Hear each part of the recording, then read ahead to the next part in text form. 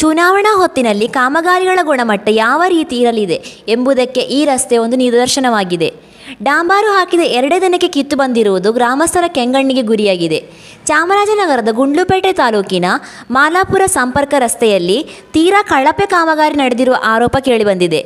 ಯರಿಯೂರು ಸಂಪರ್ಕ ರಸ್ತೆಯಿಂದ ಮಾಲಾಪುರದವರೆಗಿನ ರಸ್ತೆ ಲೋಕೋಪಯೋಗಿ ಇಲಾಖೆಯಿಂದ ಅಭಿವೃದ್ಧಿಗೊಳ್ಳುತ್ತಿದ್ದು 2 ದಿನದ ಹಿಂದೆಯಷ್ಟೇ ಡಾಂಬರೀಕರಣ ಮಾಡಲಾಗಿತ್ತು. ಗುಣಮಟ್ಟದ ಬಗ್ಗೆ ಸಂಶಯಗೊಂಡ ಜನರು ಪರಿಶೀಲಿಸಿದಾಗ ಡಾಂಬಾರು ಕಿತ್ತು ಬರುತ್ತಿದೆ. ಈ ರಸ್ತೆ 60% ಕಮಿಷನ್ ಪ್ರಭಾವ ಎಂದು ಮಾಲಾಪುರ ಗ್ರಾಮಸ್ಥರು ಆರೋಪಿಸಿದ್ದಾರೆ.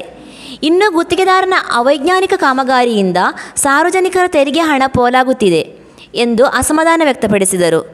ಒಟ್ಟಿನಲ್ಲಿ ಚುನಾವಣಾ ಸಮಯದಲ್ಲಿ ಮಾಯಾಜಾಲದಂತೆ ಕಾಮಗಾರಿಗಳು ನಡೆಯುತ್ತದೆ ಎಂಬುದಕ್ಕೆ ಈ ರಸ್ತೆ ಉದಾಹರಣೆಯಾಗಿದೆ.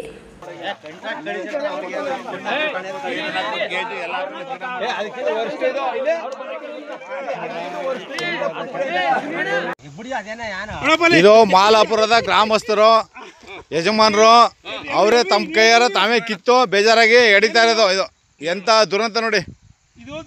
ಇದು ಎಂತ ಇದು ಯಾವ ಇದೇನಾಗಿದೆ ಅಂತ ನೀವು ದಯವಿಟ್ಟು ಎಲ್ಲ ಇದು ಸಾರ್ವಜನಿಕ ಹಣನ ಪೋಲ್ ಮಾಡ್ತಕ್ಕಂಥದ್ದು. ಇದನ್ನು ಯಾರು ಒಪ್ತಾ ಇಲ್ಲ. ಇದನ್ನ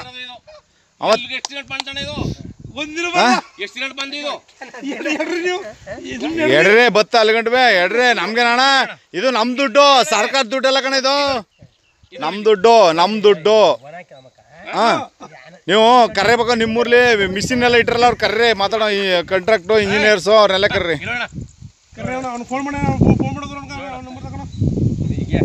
ಇಟ್ಕೊಳ್ಳಿ ಮೇಲೆ ಇಟ್ಕೊಳ್ಳೋಣ.